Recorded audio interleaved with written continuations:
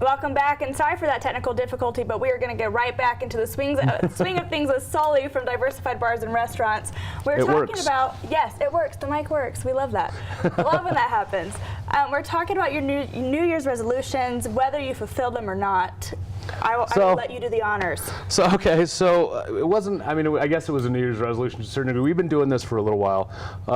We're just trying to go green at our restaurants. We're doing as many things as we can right now. It's going to be an ongoing effort, but we're trying to eliminate some of our waste, some of the negative, some of the environmentally unfriendly practices that have been going on that a lot of restaurants do.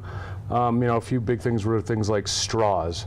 There's a statistic we found that every day, America uses 500 million straws. Wow. Plastic straws that end up in the landfills. So we've now have a policy at our restaurants that your drinks do not come with straws, but straws are available on request. Okay. And then, so we're trying to cut down the usage of straws. And then in addition to that, the straws we use now are biodegradable paper. So that's awesome. I'm assuming it's like the really high quality, thick stuff that you get with like fun sodas usually? Yeah, we did a lot of research to find a straw that would hold up sitting in your drink. A lot of them, if you let it sit in your drink for a while, it kind of turns to mush. Right. So we did some research and tried to come up with a good straw that holds up.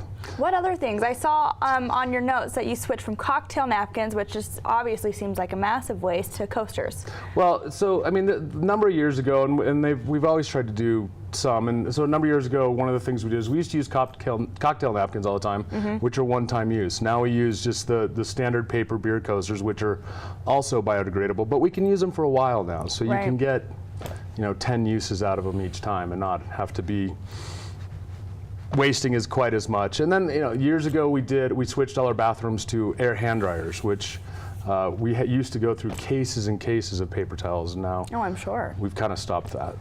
So besides the straws, you guys also have biodegradable plates? Yeah, those are interesting, especially at No Name. Where our fine dining establishments, butchers and stuff that are a little bit higher end, of course we're still going to use ceramic plates. Yeah.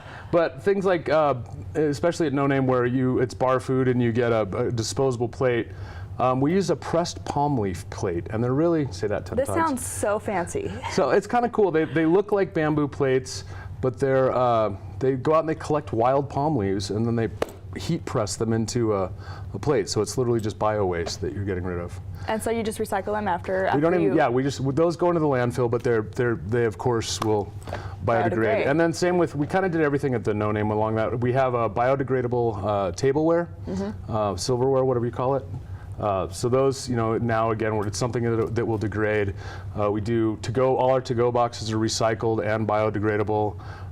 To-go bags, we're using paper. We're trying to eliminate plastic as much as we possibly can in the restaurant. I love to hear about all of this.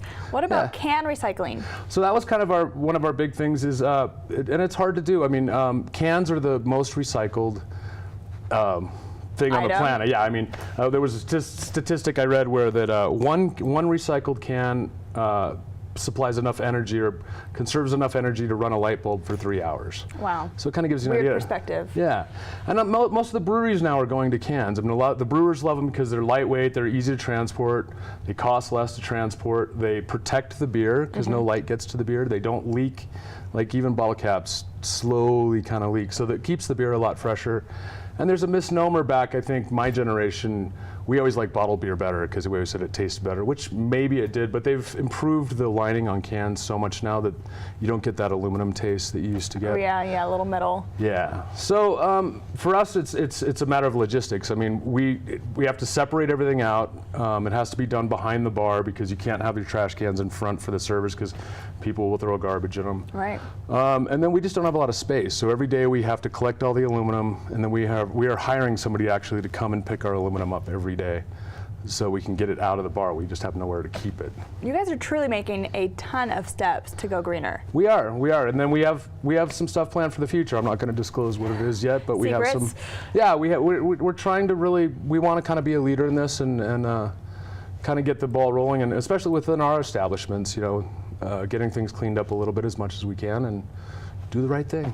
Well, before we wrap up, I feel like we should mention which establishments we're talking about and what are your plans for Sundance? Okay, well, so we are DBR Restaurants, Diversified Bars and Restaurants, and we are consist of Boneyard Wine Dive, which is over on Kearns, We are Butcher's Chop House at the bottom of Main, and of course the No Name Saloon that everybody knows. And Sundance, we're open to the public. We kind of always had a policy that we like to stay open. We don't rent our place out necessarily for private parties, so everybody's welcome to come on down. Do the hours change at all?